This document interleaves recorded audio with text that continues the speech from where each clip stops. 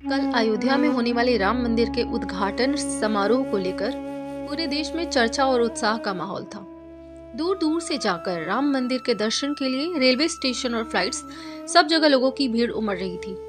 इसी भीड़ का एक हिस्सा था 24 साल का ओम। ओम एक नेक परिवार का बहुत ही नेक लड़का था। उसका सपना था एक IAS ऑफिसर बनना, लेकिन उसके सपनों के बीच में बहुत सी रुकावटें थी और ये रुकावटें कोई आम रुकावट नहीं थी। ओम के परिवार, दोस्तों और सभी जानने वालों का ये कहना था कि ओम की परेशानियों के पीछे किसी अदृश्य शक्ति का हाथ है, मगर ओम इन सब बातों पर विश्वास नहीं करता था। उसकी नज़र में भगवान और शैतान दोनों ही बस कल्पना मात्र थे। ओम बहुत मेहनती था और दिल लगाकर पढ़ाई करता था, मगर पिछले 2 सालों में उसके साथ कुछ ऐसी घटनाएं हो रही थी जिनका किसी के पास ना कोई जवाब था, बल्कि वो सब किसी के भी समझ के परे था। कभी उसके नोट्स टुकड़ों में उसकी रूम के फर्श पर बिखरे पड़े मिलते, तो कभी एग्जाम में लिखे हुए पेपर्स पर अचानक जाने कहां से स्याही फैल जाती।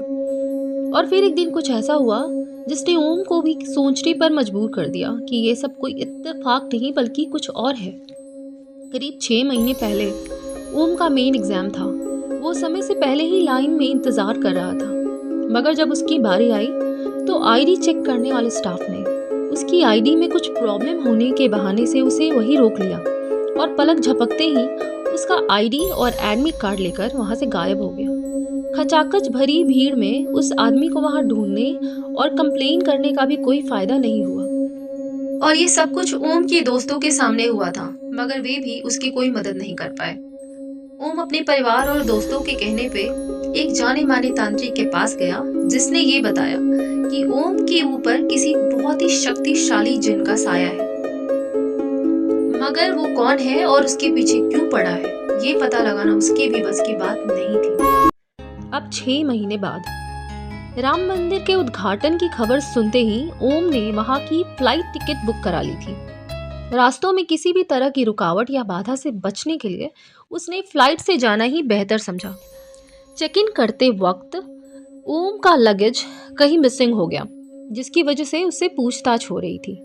बहुत देर बाद भी जब उसका लगेज नहीं मिल सका तो उसे शंका हुई और वह बिना लगेज के ही फ्लाइट के लिए चला गया। प्लेन के अंदर जाकर उठकर वॉशरूम के लिए गया और वहां से जब वापस निकलने की कोशिश कर रहा था तो वॉशरूम का दरवाजा खुल नहीं पा रहा था, मानो किसी ने दरवाजा बाहर से बंद कर दिया हो। वह दरवाजा पीटते हुए लगातार आवाज भी लगा रहा था, मगर उसे वहां सुनने वाला जैसे कोई नहीं था। अचानक वॉशरूम का सर्किट से धुआं निकलने लगा और पूरे वॉशरूम में भरने लगा। धुएं में ओम को घुटन होने लगी। वो चिल्लाना चाहता था, मगर दम घुटने की वजह से उसके गले से अब आवाज भी बाहर नहीं निकल पा रही थी। उसने झट से फ्यूज निकाल दिया, जिससे वहां अंधेरा तो हो गया, मगर शॉर्ट सर्किट से लगने वाली आग से वह बच गया। अब अंधेरे में किसी तरह टटोल कर उसने दरवाजे को खोला और बाहर की ओर भागा। बाहर आके उसने देखा कि प्लेन में सारे लोग आराम से सो रहे थे। रात के करीब 9 बजे उसकी फ्लाइट ने अयोध्या की पावन धरती को छुआ और अब करीब 10 बजे वह एक होटल में चेक इन कर रहा था। ये होटल राम मंदिर से बस कुछ ही दूरी पर था होटल में सभी यात्रियों के लिए भव्य आयोजन किया गया था और वहां लोग की भीड़ राम जी का जय जयकार और भजन में खोई थी। इस अद्भुत माहौल में ओम भी खोता जा रहा था और वह अपनी सारी थकावट और परेशानियों को भूलता जा रहा था। आंखें मूंद कर वो सबके साथ झूमा जा रहा था। उसी भीड़ से निकलकर एक बड़ी बड़ी नाखूनों और ऊपर से नीचे काले कपड़ों में पूरी तरह ढका हुआ एक शख्स लगातार ओम की ओर बढ़े जा रहा था।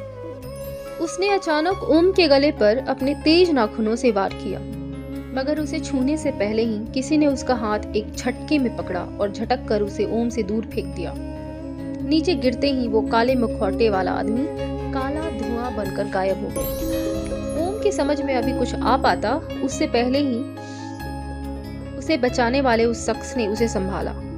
वो एक बहुत ही सिद्ध और वहां के प्रसिद्ध अघोरी बाबा थे। ये अघोरी बाबा पॉजिटिव और नेगेटिव शक्तियों को दूर से ही पहचानने और नकारात्मक शक्तियों को काबू करने के लिए मशहूर थे। ओम के आसपास इस जिन को उन्होंने दूर से ही पहचान कर उसे ओम से दूर कर दिया था। अघोरी बाबा ओम को अपने साथ ले गए और उन्होंने उसके 2 सालों से उलझे हुए रहस्यों का जवाब दे दिया। उन्होंने कहा कि ओम ने 2 सालों पहले एक अनजान बुजुर्ग आदमी को एक हमले से बचाया था। फिर उस हमलावर को पुलिस के हवाले कर दिया गया था। वो एक बहुत ही बड़ा मुजरिम था और मल्टीपल मर्डर्स और क्राइम के लिए उसे फांसी की सजा मिली थी। इसलिए वह मरने के बाद ओम से बदला लेने के लिए वापस आया है। ओम की आंखें छलक पड़ी और वह रो पड़ा। वह बोला, बाबा मुझे उस जिन से छुटकारा कैसे मिलेगा? तो बाबा ने हवन की अग्नि जलाई और मंत्रों के उच्चारण से उस जिन को वहां आने पर विवश कर दिया। वह एक गहरी रात से भी काला साया था जिसकी शक्तियां अघोरी बाबा के सामने छिन्न हो गई।